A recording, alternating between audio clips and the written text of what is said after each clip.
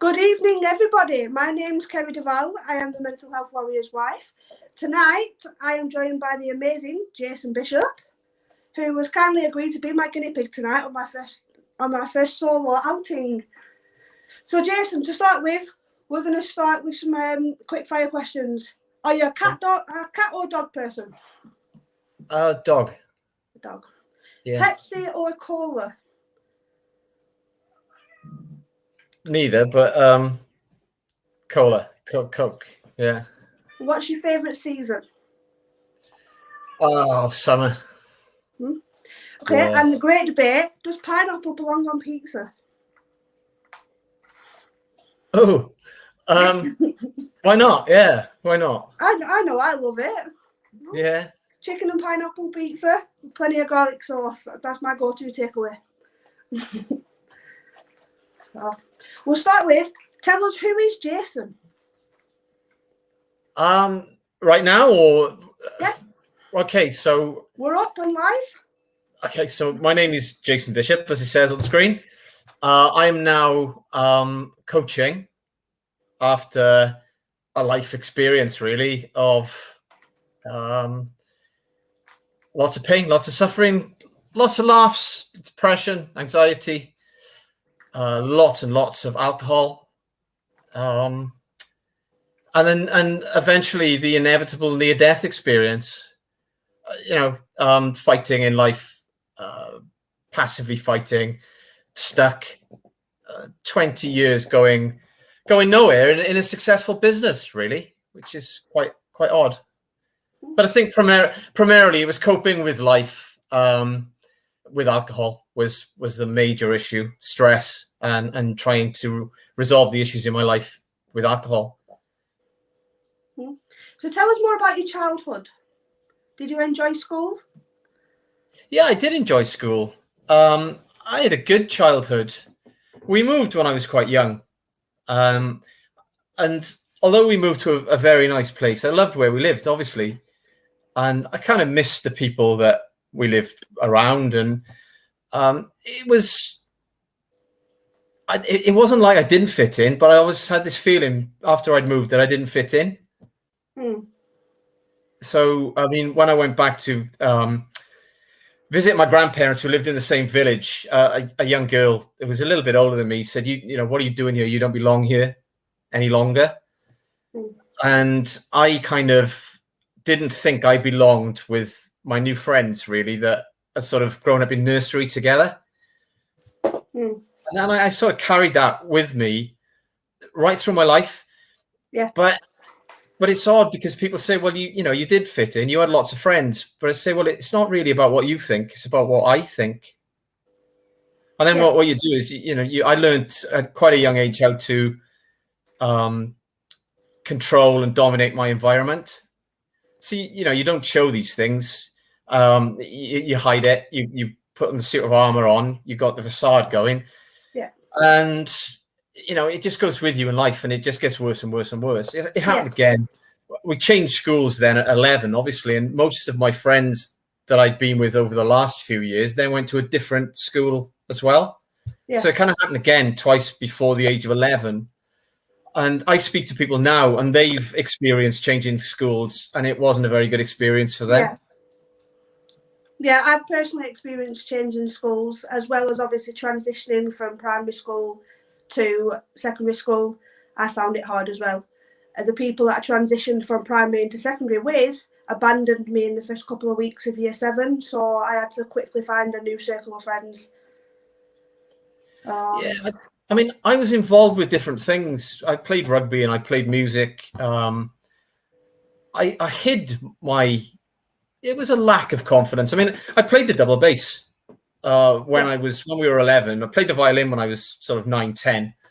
And then I played the double bass, and they asked what we wanted to play. And I looked for the biggest instrument in the room.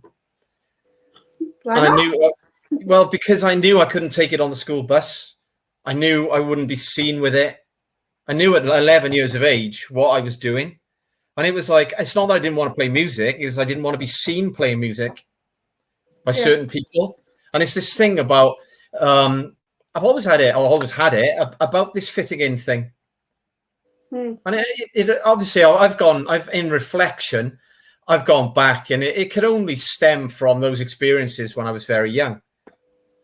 Because I saw one of my friends that I kind of grew up with on the weekend. I've not seen him for quite a while, and it's really good to see him and big smiles. And how are you? That it's not that I didn't have the bad childhood, and I didn't not enjoy it. There was always just something missing with it. So is your class? So would you say that you were the class clown in school, or just one of the gang? I wouldn't say Adam likes asking his guests. No, I don't think I was the class clown. I don't think I minded playing up. I think we all played up at some point.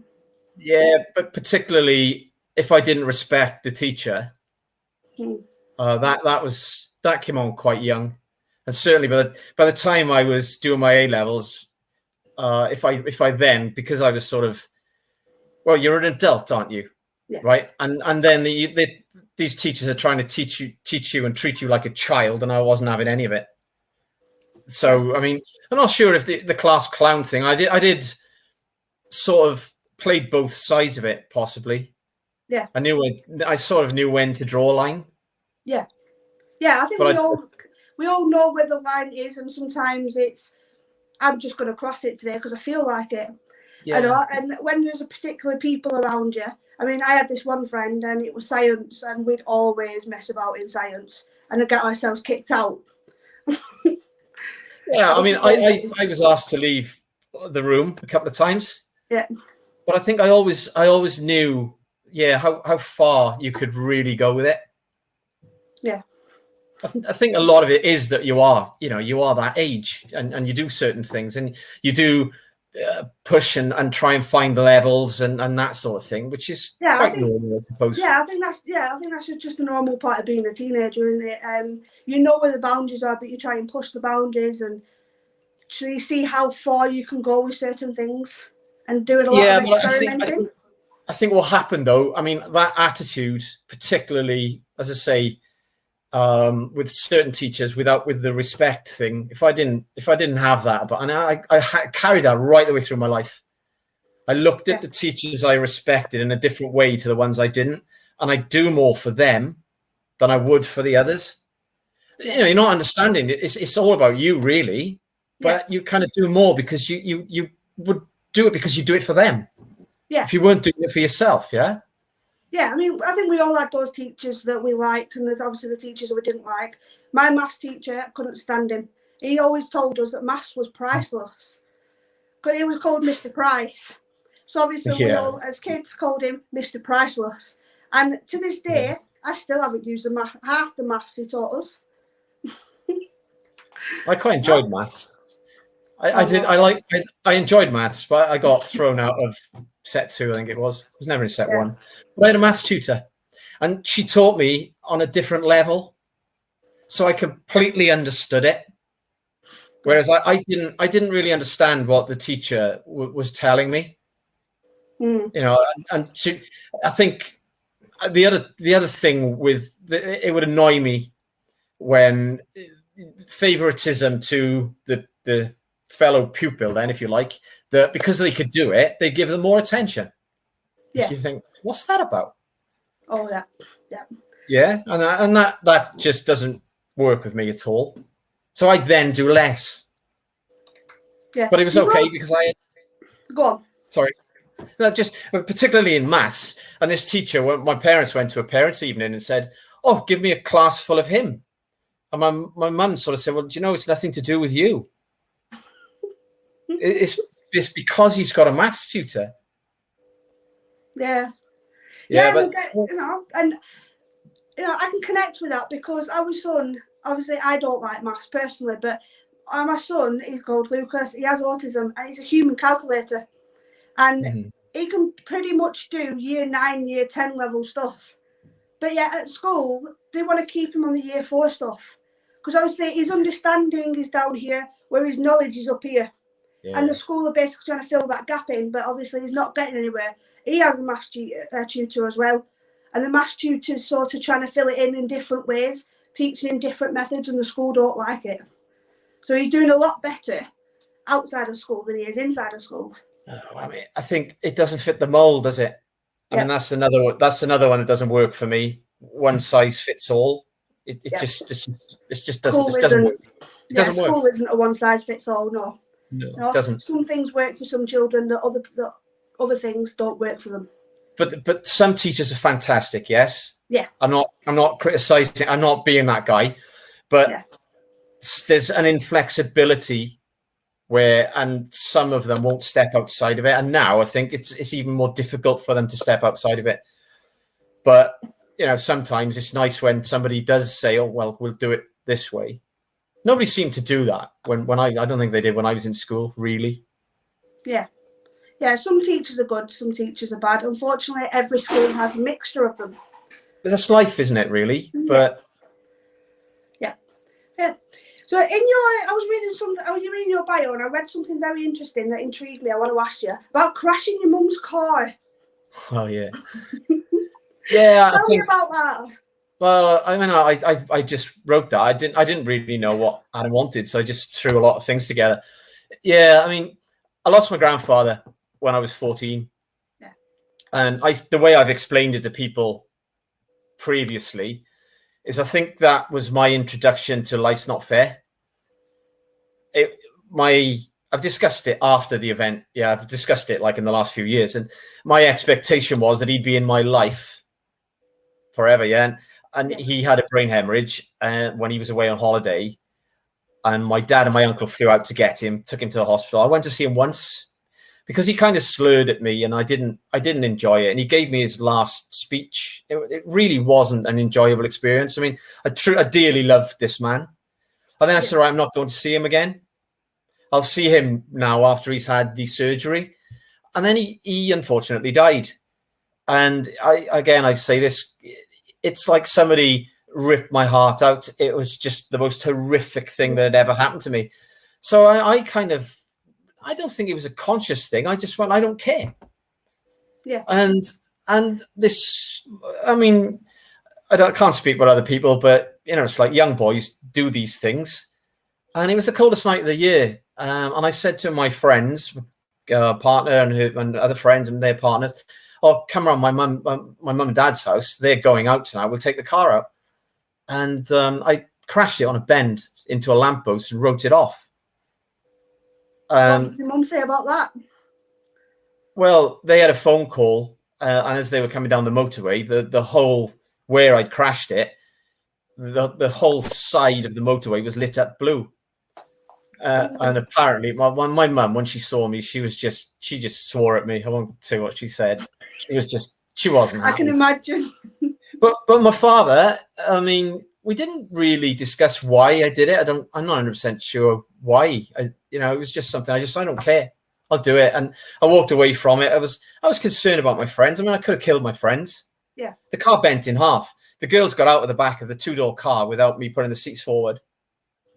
And the guy that was by the side of me, the high voltage cable was bouncing by the side of the car. I had to get back in and get him out. And then I kind of, the following day I was laughing. I think I was watching European Vacation. And my mother just looked at me and she's crying. And I was just like, what? And then I was given a caution because my father rang the police. And, he said, "You've done it. You can't get away from it. I'm not getting you out of it. I'm not going to lie. I'm not going to whatever." And the police came to the house and I had to go through the whole thing with them. And I eventually ended up with a caution because they actually said, "Well, you're not a villain. We don't think you're a villain. We just think you're stupid." Yeah. But at no point, and as I say, I don't think we really know what's going on.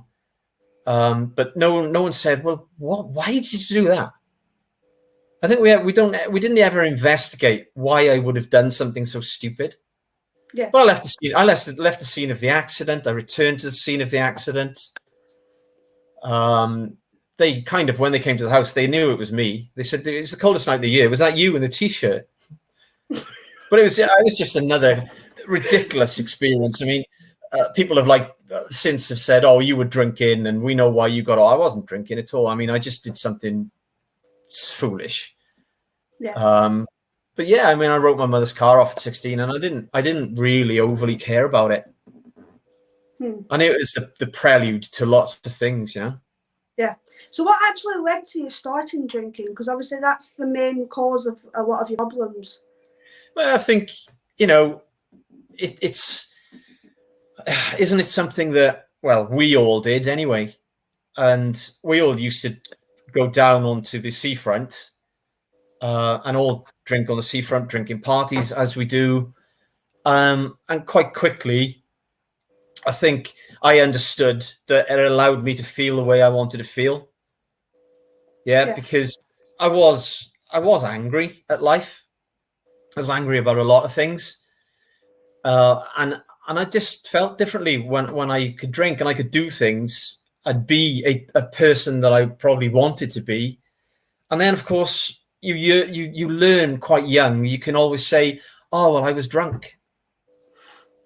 Yeah, and once you start down that road of coping with life with alcohol or whatever you're doing, you know, the dopamine and I mean, I only know about it now. I didn't know at the time, but the rewards you get, and there's the drunk, you know, there's actually being drunk for a start, but the rewards you get chemically, and it's just this escapism thing.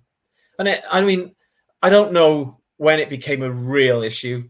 A lot of it to start with was, you know, we went on holiday and we drank a lot, and then we were talking about it the other day. Actually, in 1997, I did my first British Lions tour, and I went with a bunch of guys that had been drinking for 20 years. And I think it was said at the time, you brought the boy, you babysit him. Yeah. And you know, it was 21 days of drinking all day. Wow. And they were like, I wouldn't survive that. Well, I was 23. I was 23, and you know, I think the other thing was obviously you get this thing as well where it's clever because you can drink with men, you know. But I mean, and then I did another Lions tour, and then I did Canada, and pretty much the local pub I went to, we were always heavy drinkers. My friends and myself, we were all pretty heavy drinkers.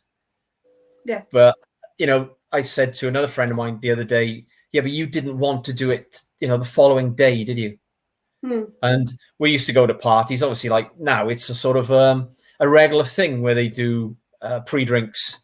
But we used to go to people's houses in the summer, particularly, you know, and you'd be shotgunning cans of lager and just drinking as much as possible, as quickly as possible, to get as drunk as possible. And you know, where we live, it's a funny thing. And one of the guys says, you know, it's part of our culture, isn't it? But I think it oversteps that culture thing. Yeah, that's not just where you live, because obviously in our area we do that. I mean, we can go out for pre-drinks and then actually go to the pub. Well, personally, not me, because I don't enjoy pubs. Because of an incident that happened with my sister while I was growing up, I don't enjoy pubs, and I'm not one of these that will actually go and drink in a pub. I prefer drinking at home around a group of people that I trust, so that I know that if I do have too much to drink, I've got somebody trustworthy to put me on the settee and let me sleep it off. Yeah, I mean, there is that, but I mean, I think one of the things, it is this, I get that. I mean, I always said I drunk out, so I didn't have a problem with alcohol, because I always drank in the same pub, sitting at my stool and my bar and whatever, yeah. But then later on, I started drinking at home more. So I get that relationship with saying you want to be in a safe environment, but my environment, the pub I went to, was my safe environment. Yeah, and I completely understand that. Yeah, my local was my comfort zone. But I think we make these, and I certainly see it a lot now. And I'll never be the guy. I'll never be the guy that says, "Oh, look at them all drinking, those idiots." I see people comment like that who have had issues with alcohol, and I think, nah, it's not about that. It's about our relationship with alcohol. Yeah. You know, if we don't have a good relationship with alcohol, and then particularly ourselves, that is not a good recipe. Yeah. Yeah, and then Yeah, definitely. what we tend to do then is we make excuses and we laugh it off. Yeah. You know, we Yeah. just, oh yeah, well, you know, we were drunk, and you think, how much did you have to drink? Yeah. Yeah, I And mean, well, currently I'm doing a level 2 mental health, children's and young people's mental health, sorry. And one of the things that we touched on in the subject today, unit today, sorry, is obviously how peer pressure can make you feel a certain way about yourself and to behave in a certain way. And I think a lot of the developing a relationship with alcohol that you talk about is about peer pressure, because obviously other people are doing it. You want to look cool doing it. I was in the pub on New Year's Eve a couple of years ago. So I haven't had a drink now for 7.5 years. Brilliant. So the day I said, I mean, it sounds quite low. Who is this guy? But and initially when I spoke about it, I said, oh, I didn't know how I was going to do it. And I didn't really. But the day I said, I changed my focus and I was going to move forward. And I made a statement that if I'm going to be any sort of success in life, then alcohol can't be a part of it. Because I understand my relationship with alcohol. I'd never performed to the best of my ability. Yeah. So I was chatting to somebody in the pub, and I played rugby. And she said, well, do you think it was something to do with rugby? And I was like, well, most definitely.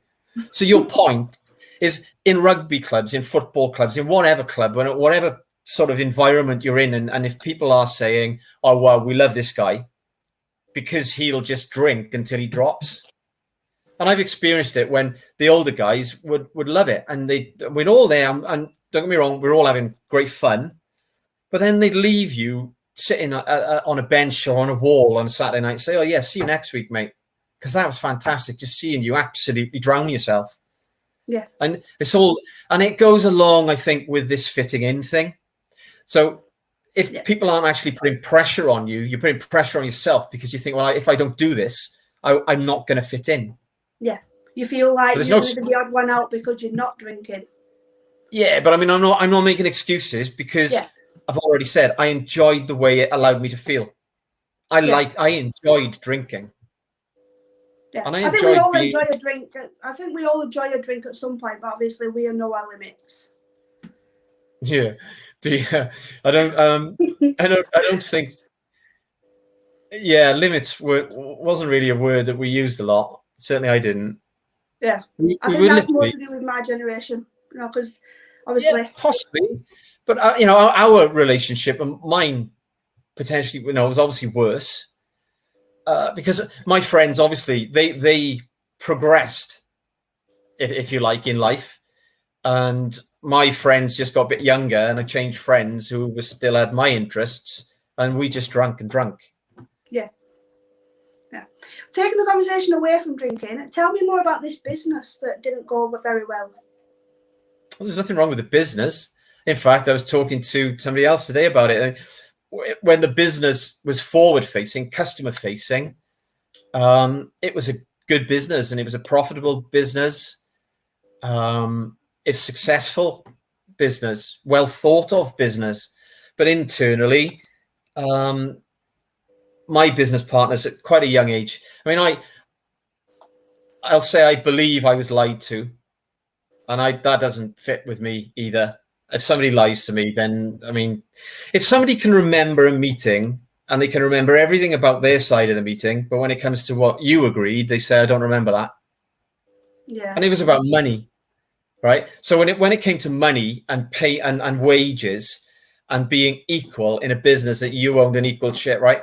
An equal share to your equal partner, and you were earning less, and then somebody says, oh, I don't remember that conversation. Well, you walk out of the door at 19 years of age thinking, these people don't value me. Yeah. But I walked out because my father and I own 50% of the business. So I walked out with a pay increase. Yeah. But I walked out feeling quite angry about the fact that they hadn't said, yeah, okay, we agreed to that. And that's fine. So it went on and it progressed. And my drinking was always a bone of contention. We never sat down and discussed it. It was stop him drinking. And it's like a red rag to a bull, trying to make me stop drinking. Just pressure on. They could have just whatever. Yeah. The personalities, we're all pointing fingers at each other, where, I'd say it's them, they said it was me. And other things happened in the business which really prove that wasn't the case. It wasn't purely my drinking. That was an excuse. But unfortunately, and after the whole experience of years of fighting, but passively, at 30 years of age, so that's like 10, 11 years into the business, 12 years into the business, one of my partners was standing in the office, and I'm coughing up this stuff coming out of my sinuses, and I'm looking ill, and I'm sounding ill. I'm quite unwell, and he knows that it's my liver. Yeah. And he says, "Oh, that's his liver." So I stopped drinking, and then this is when I ended up in hospital the first time. I was hallucinating. I had the DTs. It was horrendous. Snakes, spiders, people talking to me, people outside the house. It was just an absolutely horrifying experience. And I had a week in intensive care, and then we had some time out afterwards. And then I had a graduated return to work, and he started, "I want you back in the office." There's no I in team. Yeah. And the other guys in the office, they just allowed him to do it. And I'd stopped drinking, but importantly, at 30 years of age, I hadn't even thought about stopping drinking in the longer term. Yeah. And I'd not even for a moment thought about changing the relationship with myself or these people. And that doesn't mean me bending over and saying, "Oh yeah, okay, I'll just do what you want." Yeah. It was actually saying, right, how can we address this without me going back, because I wasn't ever going to go backwards.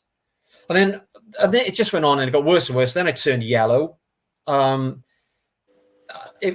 was really unwell. I was bleeding. I'd go to the toilet and I'd see blood. So I'd race off to the pub and have a drink about it. Because, you want to talk about anxiety, and stress. Yeah. The stress of work itself was horrendous.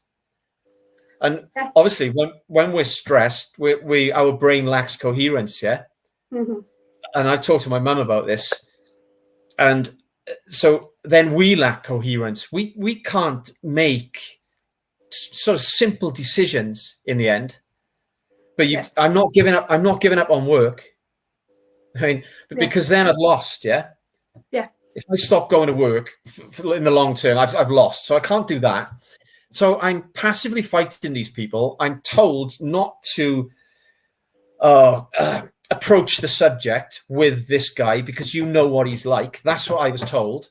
He's got more shares in the business than me. And I'm thinking, now I can't beat them all, but I'm not giving up. So my life then really started to go down and down and down. And it was depression. I didn't want to get out of bed. But like I say, I would not get out of bed because they weren't beating me. So I'd go to the pub at lunchtime. And my argument was, they'd say, "What's he doing?" And I'd say, "I'm doing nothing illegal." Yeah. So you quickly found that using alcohol was a way of getting through the day? 100%, because, I was consuming considerable amounts, and as the day would go on, obviously you'd start to feel the impact of the fact that your body's getting rid of it. And, you don't think about drinking water. You think about having a pint. Yeah. And realistically, then you think, well, this is an issue, isn't it? But you don't. That's the thing. Yeah. You just think, just give me a drink, I'll feel better. Yeah, people in that moment, it's like, it's not a problem. I'll just have another pint. But obviously, it's good. Maybe you have that. Did you ever have that person that said to you, "I think you need to go and get some help"? Yeah, but a lot of the people that said it had a pint in their hand, yeah? Yeah. And that doesn't work. Yeah, that just contradicts the whole thing. Yeah, or it's people, well, of course, they may not have been, but the perception is that they are telling you that you've got an issue. And yeah, I mean, when you're doing that, when you're behaving like that, you're not going to accept it, particularly when you haven't asked them for their advice.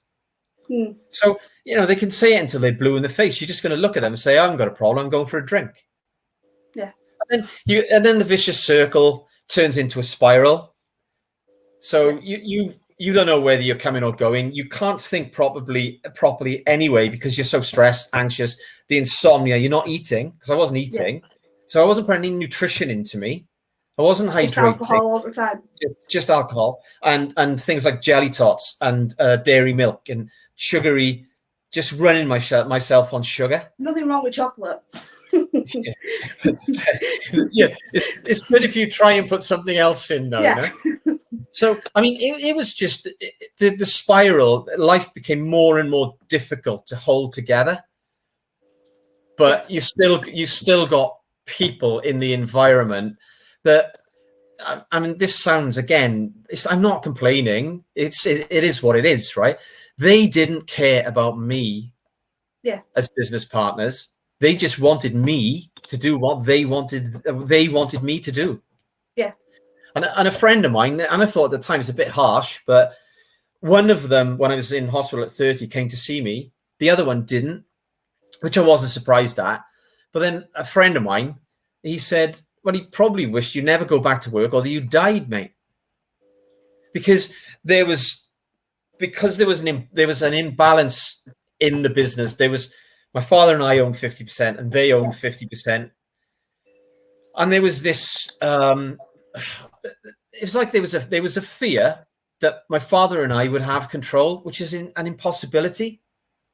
And that this fighting thing was just, it was, to live like that, it is just draining. It's exhausting. And in the end, add alcohol to that whole equation, I collapsed. Yeah. My body just said enough is enough, and I was rushed to hospital, and then I spent a week at 40 years of age. I spent a week in intensive care. Yeah. They gave me 6 pints of blood. My family were told, don't really hold out too much hope, because he's not responding. It's doubtful that he'll survive. Yeah. A nurse said to my mother, I'll see you in 3 days. She came back on shift and said to my mum, oh, I never thought I'd see you again. And my mother said, well, what do you mean? You said you didn't. She said, oh, no, I thought he'd be dead. But if he's alive now, there's something keeping him alive, so he'll survive. So I was a week there. And then I was 6 weeks, further 6 weeks in a hospital bed. And I mean, I couldn't walk. My mother was feeding me. Yeah. Nurses, my father taking me to the toilet at 40. So, you are at 40 years of age. What you've done is you've regressed to being a baby. Yeah. And then I've seen this written. You look at yourself from a different perspective. Yeah. Because you kind of say, "Oh, what have I done? What have I done?" So in that moment, you obviously told yourself, I need to stop drinking now. I need to get the help. Well, I mean, at this point in time, I can't walk. But when they said they were testing me to see if they'd let me out, and I'm pretty sure actually, I said to my friend, "Oh, we'll just go for a couple of pints." And he's a good friend of mine. He was there the day I was taken into hospital, and he was there the day I left the hospital. He was there with the psychiatrist and my father. Yeah. And they basically said, let him out because he's going to go mad. If you keep him in here, he's had enough of it. But I said to my friend a week or so before, I said, oh, we'll go for a drink. He said, you can't. You can never drink again. And I still, physically, I was clean, yeah? Yeah. But emotionally and mentally, it was all, no, I'm still going to go to it's what I do. Yeah. Drinking is what I do. Yeah. It's how I do life. But I mean, when I was so happy that they actually said, okay, we will let him out of the hospital, but you must bring him back if he shows any signs of his mental health deteriorating any further, because I think he could be a danger to himself and maybe other people. Yeah. And they kind of said, yeah, okay, we'll do that. But then I think I quite quickly made the decision to say, well, I know I can't be that guy. Yeah. I cannot be that guy anymore, because yeah. I mean, I'm in a pull-up bed in my mum and dad's lounge. Yeah. I can't walk. It's hard. It's hurting when I walk. My father had told me on one occasion, I can't take you home because I can't pick you up. And I was beside myself that I couldn't go home. I was screaming at them, and I was angry again still about what was going on and what had happened. I was very angry now what my business partners had done to me. Yeah. Because so tell us about, oh, go on. That was my focus. Yeah. So when I actually made a decision, right, that's it. I can't be that guy. My two friends that I was drinking quite heavily with walked with me every morning, encouraged me, really helped them. They were there when I needed them to be there, which was, for me, I think that's quite a big thing to actually accept, well, yeah, I actually do need some help. And yeah. Yeah, and that's where I was going to move on to. Tell us about changing your life. So coming away from the alcohol and obviously changing your life into a healthier you. Okay, so I mean, first of all, I had to walk. Mm-hmm. And then I started eating, and I started eating well, probably eating more. And it's been commented on, I've never seen you eat so much. Yeah. Because one, I am not stressed anymore. My focus now is all about becoming a healthy person. So the apart from the physical stress, the mental stress and anguish of work and all this is gone. Yeah. So I'm not drinking on top of that. I'm hydrating. I'm starting to eat. I'm eating healthy meals. So my strength is coming along, although I still can't walk for quite a while. Yeah. I've just been in a hospital bed for 7 weeks. So you think, oh, well, now all of a sudden we start appreciating life. We start appreciating the fact that we can go for a walk in the morning, however much it hurts. Yeah. So once we got that done, it was like, well, I think I was about 10.5 stone when I was in hospital. Yeah. And a friend of mine, he came to see me and he said, "You're a skeleton with skin." He said, "Mate, it was tragic, like the way you looked." So I knew that I would have to start training. I mean, and I wanted to, obviously, I was fit when I was younger. I played a lot of rugby. So I wanted to look fit and healthy. And my idea was that you wouldn't have known that I was dying in a hospital bed in 2014, just after my 40th birthday. Yeah. So, I mean, then I went over the top with that, because then I started cycling. Once I got fit enough, I started cycling. But in the meantime, I'd been to see the doctor. And I said, I'm going to start training now, and I'm going to this. And he said, well, good luck, because your liver, I've got cirrhosis of the liver, yeah? I had esophageal and stomach varices. I had an acute duodenal ulcer, and I had portal hypertension. So I'm actually going to the hospital on Wednesday. I'm not seen him for about 2 years. But apart from the cirrhosis, everything is cleared up and it's fine. And that's all without medication. So you turned your life around. Yeah, I mean, I got myself fit. You got healthy. I got myself fit. I got myself healthy. I've learned how to eat. I sleep now. I haven't drunk in 7.5 years. Which is brilliant. I listen to my body, because at one point I was doing 300 or 400 miles a week on my road bike, which, see, now that is me being me, to my mind. It's me now. And people like to say, oh, now you're addicted to cycling. Well, I'm not addicted to anything. It's just I had lots of points to prove to people. And one of the things that really came up was people were like, how long has it been? 6 months, a year, 18 months, 2 years, and you're still not drinking? You're still not drinking? Because they're missing the point about it all. Yeah. I mean, I'm changing. think it's about not only just stopping drinking, but changing your mindset. I don't need that alcohol to live a life. I can do something else. And obviously, you've then focused on your cycling. And obviously, I know from your bio, and correct me if I'm wrong, Mount Ventoux, you cycled up it? Mont Ventoux. Yeah, it's I started cycling, and a year to the week. It wasn't to the day. It was a few days off, but it was 18 months after leaving the hospital and able to walk. I was standing on top of Mont Ventoux with my friends and cycled up it. So we cycled from Barcelona to Monaco over a week or 10 days, whatever it was, and I almost didn't go on the trip because of Mont Ventoux. It's called Giant of Provence. Yeah, it's huge. It's absolutely massive. And because I don't think I'd ever attempt it. Yeah, I think it was probably the finest thing I ever did. Actually, putting Lycra on was another really good thing, because that you can't hide anything with Lycra. And if you've got an issue with yourself, well, you're on display, and then you're starting to get over this thing of what will people say, and because I had an issue with that as well. Because I mean, one of my friends said, "Oh, you at 30 years of age or 35 years of age, you had a beer belly." Well, I now read it could be stress as well as beer and not eating and all sorts of things.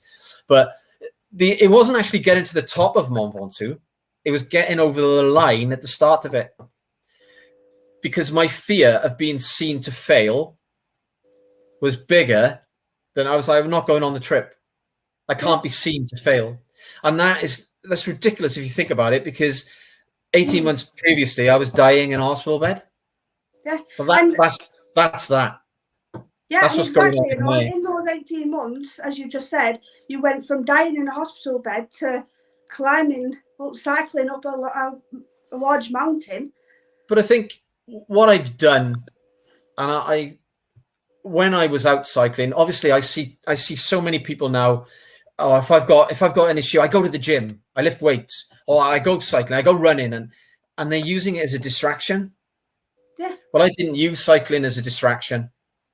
I use cycling to get that quite unhealthy competitiveness out of me. The thing that somebody was better than me. Now it's like, well, it's not an issue. You know, if somebody's better than me or stronger than me, you just say, you'll have to slow down. Yeah. And there was these things that, and when people were saying 6 months, a year, 18 months, I was doing more and more miles on my bike. And then after doing all this stuff, I did 12,500 miles in 2017 and climbed 640,000 feet. I couldn't be the fastest. I couldn't be the strongest, but I could out-cycle everyone, if you know what I mean. Yeah. And then I understood nobody cares. Yeah. Because in here, we think people care. And they don't really. That's just our own minds telling us, we need to be a certain way, look a certain way to please other people. But if that's our own minds, that's not other people. But I had to work through that. And I had to work through, I mean, my intention, my big driving force was to get fit and healthy, go back to work and take over. Fight those two, right? Yeah. I went into the office in my training kit from the gym, straight from the gym. To put it nicely, I was in some way setting boundaries. I was telling them that little yellow guy, the one you can bully, doesn't exist anymore. You're now dealing with a completely different person. And then, of course, I started, because I destroyed relationships right the way through my adult life. Yeah.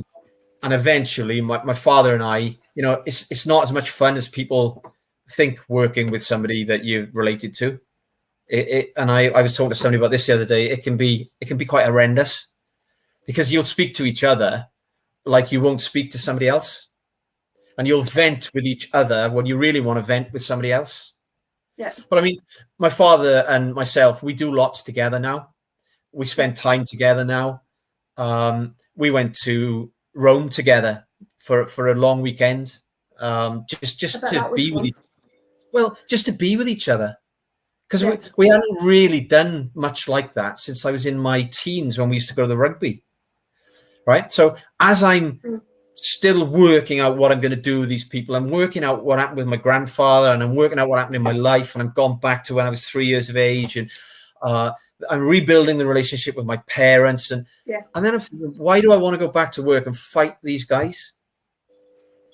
Because I'll only, at the very most, I can only own 50% of the business. Yeah.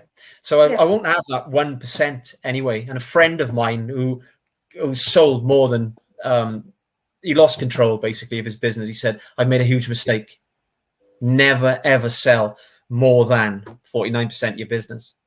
So quickly, it took a little while, but in the scheme of things, if that had been going on 20 years, quite quickly, I understood that something I'd been fighting over, and the anticipation of what I would earn and who I would be, and I'd be potentially able to play with the big boys in terms of earning money and all this sort of rubbish, really, that I nearly died over. Yeah. And all the distraction and all the destruction of myself and all the relationships. Yeah. All of a sudden, I'm thinking, well, what? Why do I want to do that? And then, of course, once you've done all this work on yourself, and I've no interest in alcohol, right? But I go to the pub. I go for nights out in Bath with my mates, and I drive. Yeah. You're the sort of friend that drives everybody home at the end of the night. Yeah, I have no issue with being in a nightclub. I have no issue with alcohol at all. Yeah. I have no issue with my friends being drunk. I'll get them home. Doesn't happen very often, yeah? But it's because my relationship with myself, and I was in the pub, I went down to my local pub the other day and just had a glass of water, sat outside, and a bottle of water, right? Because I've changed my perception of life. I've changed my perception of myself. I'm more authentic now than I've ever been able to be. There is no way on earth I would have talked about how things had gone so wrong in my life probably 5 years ago, because I was still, it wasn't me. And, at some point, probably when I said, right, I can't be that guy, I took responsibility for myself and life. And I've totally rebuilt and changed everything that needs addressing in it. Yeah. And as things come up, as they will, I'm sure they will, I will make a conscious decision. I won't react to it. I'll think about it and think, oh, well, what should I do here? And I'll take responsibility for the action I take, if it warrants any at all. Yeah. Life's slower. Go on. Life is just slower. Yeah. So on a final question, what would your advice be to somebody that has an alcohol problem but just doesn't know it yet? I think anyone that's drinking a fair amount, they know there are issues.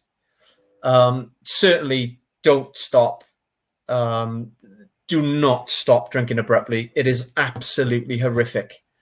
It'll kill you. It'll kill anybody. The DTs, right? It's withdrawal from alcohol is very, very dangerous. Yeah. I would suggest they see a medical professional or a doctor, discuss it with them, get a liver function test, get the gamma GTs. I mean, when they did mine, it was gamma GTs. I think that there's another test now, but it's all about the enzymes and what your liver is doing. Yeah. Get an idea of what's going on internally before you make any decision about what you're going to do about how much alcohol you're drinking. And then, more than likely, just say, well, I am only going to have, or I'm only going to drink on. It really does depend on how many units per week and what you are doing. Because I think it's quite a regular thing now. I talk to quite a few people that say, oh, we drink 2 or 3 bottles of wine a night. It's the socially acceptable legal drug, isn't it? Yeah. But don't take it lightly. Whatever you do, don't take it lightly. Yeah. And just see if you can say no to that drink. If you're only going to have 2 drinks, see if you can only have 2 drinks or 3 drinks or whatever it is. Yeah. But certainly about having a good relationship with alcohol. Yeah, and if you don't have a good relationship with it, you've got to make a decision. But along the way, obviously, the less we drink, the more we sleep. because obviously alcohol itself stops us sleeping properly. It stops the sleep cycle. So where we think we're sleeping, we go into a heavy sleep, and then we wake up, and then we don't sleep properly at all. So you're never rested. You're always tired.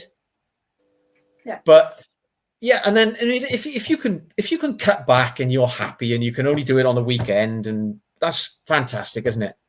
But think about the relationship with yourself as well, because if it is stress, then we must think about another way of dealing with the stresses. And that. I mean, I'm not on a bike like I was. I will meditate. I'll sit. I'll walk. I can just go listen to the sea. I can sit on a rock. I can just be now. I've learned just how to be. I don't need to be doing anything. And if we can get to that place where we don't actually need to be doing anything, then we've gone a long way. To that quietness is when we can really get to know ourselves, when we can sit with our emotions, when we can sit with our thoughts. Yeah, that's when you know that you're in a positive mindset. Yeah, because we don't have to engage with our thoughts. Yeah. Yeah, another thought will be along. We don't have to jump onto everyone. I had a conversation about this the other day, and some people agreed, some people didn't. They were saying about controlling our emotions. I said, well, why would you do that? I now allow.